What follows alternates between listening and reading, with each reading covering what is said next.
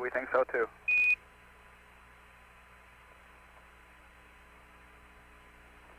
We were going to do a bunch of exercise that we had made up as the Lunar Olympics. Show you what a guy could do on the moon with a backpack on. But for a 380-pound guy, that's pretty good. They threw that out. Yeah, jump flat-footed, straight in the air. 300, about 4 feet. Wow. Charlie, that ain't any fun, is it? That ain't very smart. Well.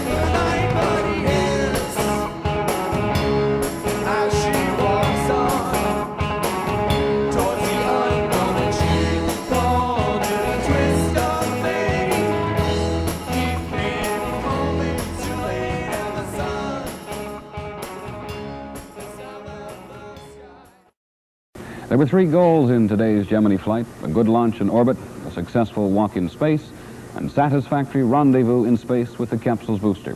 2 worked, 1 didn't. First, the launch itself. The launch had to be delayed for 1 hour and 16 minutes when electrical trouble developed in the erector. It was rather like running out to drive your new sports car only to find that the garage door was stuck. Well, finally, the malfunction was corrected, the erector was lowered, and the final countdown began.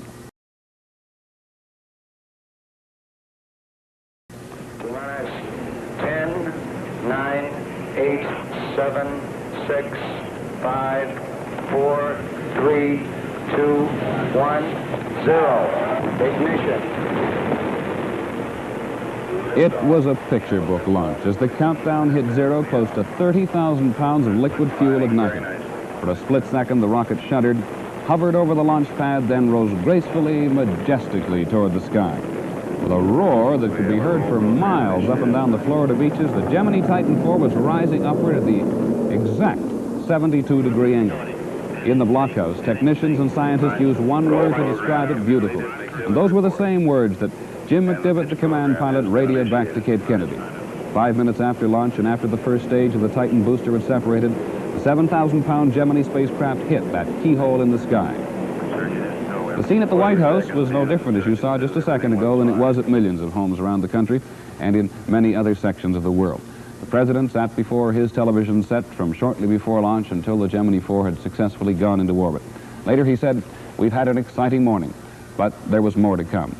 For a period of about 20 minutes today, astronaut Edward White walked in space, out of his spacecraft, but attached to it by a nylon tether. As a point of curiosity, in earthly terms, White walked the distance from Hawaii to Bermuda. Not so impressive, perhaps, to spacemen. Probably the high point of the day was the conversation between ground and capsule as White walked in space. And here's the way a portion of it went. Let me take a close-up picture there. Oh, you speared up my windshield, you dirty dog. Yeah. Man, I don't even know exactly where we are, but it looks like we're about over Texas again. As a matter of fact, it looks like Houston down below us. Yeah, that's Gallup Bay right there. Hey. The flight director says get back in. This is Jim. What, got any message for us? Jimmy 4, get back in. Okay. We still got 3.5 more days to go, buddy. Obviously, White was enjoying himself immensely. At a news conference in Houston this afternoon after the walk in space, that feat was a natural subject for questioning, as was the comparison between White's walk and that of the Russian cosmonaut Leonov. ABC correspondent Bob Young put the question. You consider Ed White's performance a significant advance over the Russian performance in space? I consider what Ed White did a significant advancement in the spaceflight operational capability of the United States.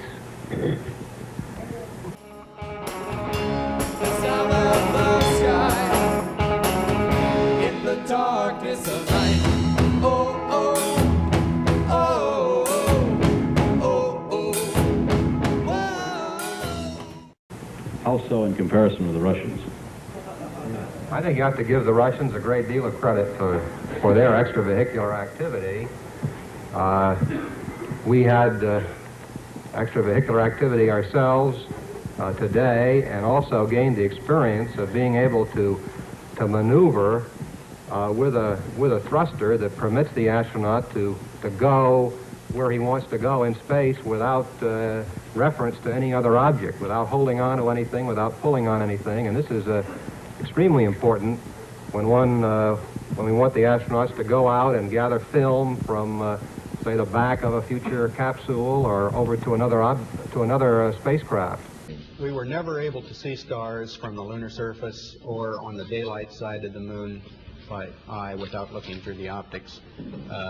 I don't recall during the period of time that we were photographing the solar corona what stars we could see. I don't remember seeing any. Well, what didn't succeed in today's flight was a rendezvous with the capsule booster because simply the rendezvous was called off. Trying to keep up with the orbiting booster during the first revolution, the spacecraft began using fuel at an unexpectedly high rate. These comments from capsule and ground tell the story. Guaymas, this is Gemini 4. We're going to have to get resolution right away whether you want me to really make a major effort to close this thing or to save the fuel. I think we should save the fuel. Guaymas, do you read Gemini 4? Roger, we copy. We suggest you stand by. We want to save the fuel. Okay. I guess we've probably expended about 100 feet per second. You expended 100 feet per Negative. second? Don't think it's worth it. That's just a rough guess. Oh, Roger. I don't think it's worth it. The mission director has decided not to attempt any closer approaches to the booster.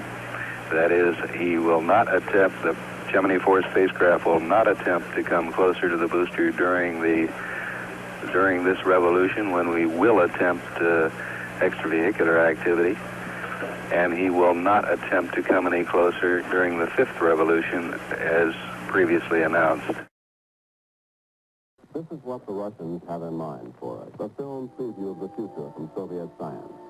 We're looking at a portion of an extensive film animation prepared by the Soviets of a projected trip to the moon, one they claim will be a reality in the next 5 to 10 years. At the beginning of such a flight, a spaceship propels a multi-stage rocket. As the speed increases, the rocket breaks away, and then various other stages of the rocket also fall away. After a time, it is traveling by inertia alone with no further energy required. Powerful radar stations keep the rocket within the grasp of its radio signals. And automatically operated instruments on the ground send radio impulses back to the rocket from the Earth. And they're received by ground stations.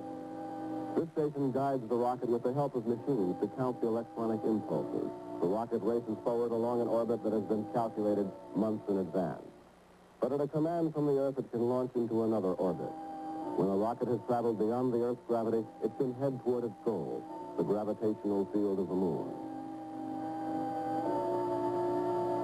Now a refueling rocket sets out from the Earth, and now our rocket is headed into the moon. When it reaches the moon, a laboratory and tank treads will launch out to explore the moon. The Soviet scientists who designed this project describe it as fully possible.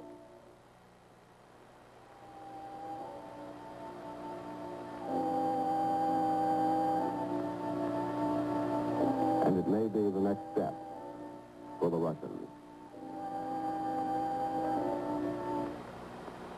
And so the pattern of Soviet triumph in space. Where are we ask tonight. Our Project Mercury will get off the ground in its first short manned shot near the end of this month. A short ride, 115 miles to the edge of space. April 28th is the earliest date. As for an orbital flight, like Russia did today, that won't come until near the end of the year, maybe not even until early next year. 10 days ago at Mercury headquarters, Langley Field, Virginia, I asked Lieutenant Colonel John Glenn, who may well be our first astronaut into space, how he would feel if the Russians beat us into space. John, if the Russians get a man up before we do, how would you feel about that? Well, that's a good question because we've been asked this many times. There's only one answer to that. It doesn't change our program one bit. This is like saying that because Henry Ford started a new car first, no one else should be in the automobile business today. The General Motors should have dropped out before they started. Well, this is ridiculous, of course, and it's probably a ridiculous example, but the fact that the Russians happen to get a shot off or may not get a shot off a little bit before we do doesn't alter the objectives of our program a bit. Our program is not set up just as a race to space. We're well aware of the international implications of this, but this doesn't alter the step-by-step progression that we want our program to go through to see that man safely starts space exploration. We have our goals, I guess they have theirs, and the fact that they do or do not get a shot off ahead of us will not alter the objects of Project Mercury. We're not going to change our plans. No. Magazines, you've read it in the newspapers. In fact, perhaps you've even seen the owner's picture. Ralph Williams, the owner of Bayshore Chrysler Plymouth, 345 El Camino Real in the city of San Bruno. You notice the big bald-headed son of a bitch? The man that came to San Francisco to offer them more for the dollar they spend. The man that came to San Francisco to rape each and every citizen in the whole San Francisco Bay Area. You don't believe it? Listen to me. I don't lie. Take a fucking car like this. A 1966 Ford, a Country Squire 9-passenger station wagon. Don't worry about the equipment. Imagine all the fun you can have in the back. And while you're doing it, imagine all the money that bald-headed prick Ralph Williams is going to be making on the car he's trying to fuck you out of. Yes, the man that'll take every dime out of the San Francisco Bay Area and spend it on prostitutes, booze, and, of course, crap tables in the city of Las Vegas. I'm sure you've heard about it. So remember this. If you'd like to get fucked and hooked real hard before you buy a car, come down here. Let Ralph Williams do it. Why not?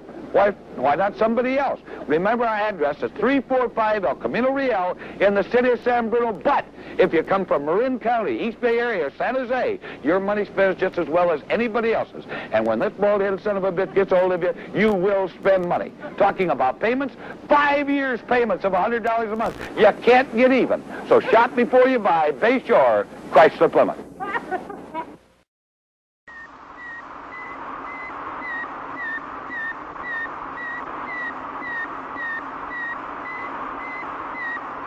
CBS Television presents a special report on Sputnik 1, the Soviet space satellite.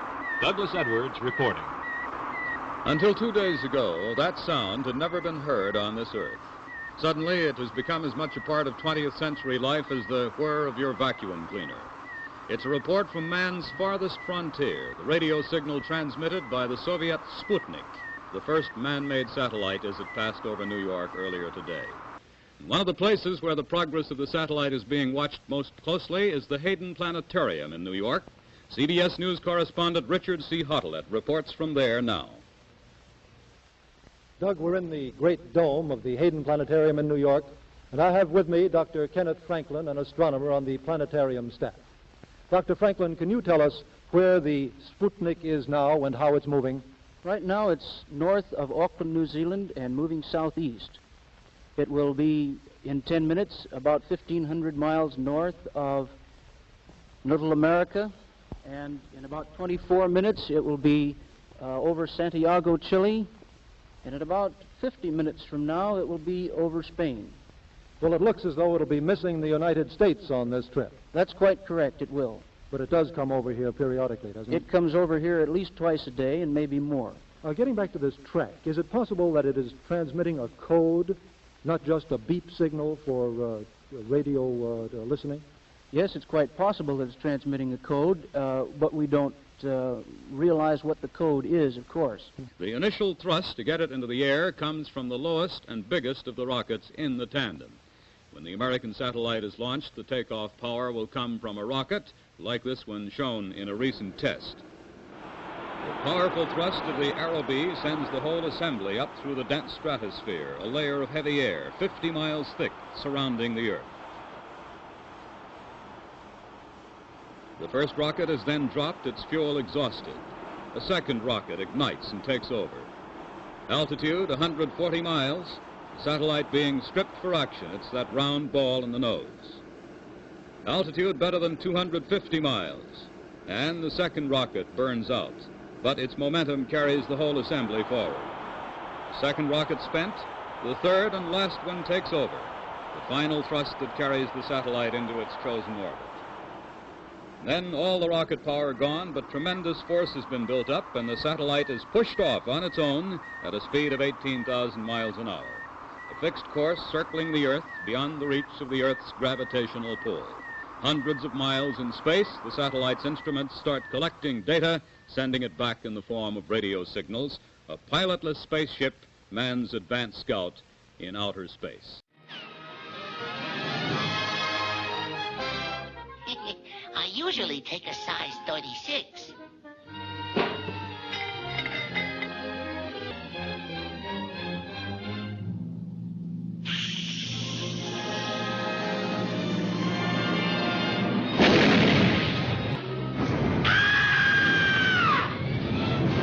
We've heard in these reports from both at home and abroad this afternoon, the course of United States policies in the competition with Russia has been severely shaken. This is Douglas Edwards. Good evening.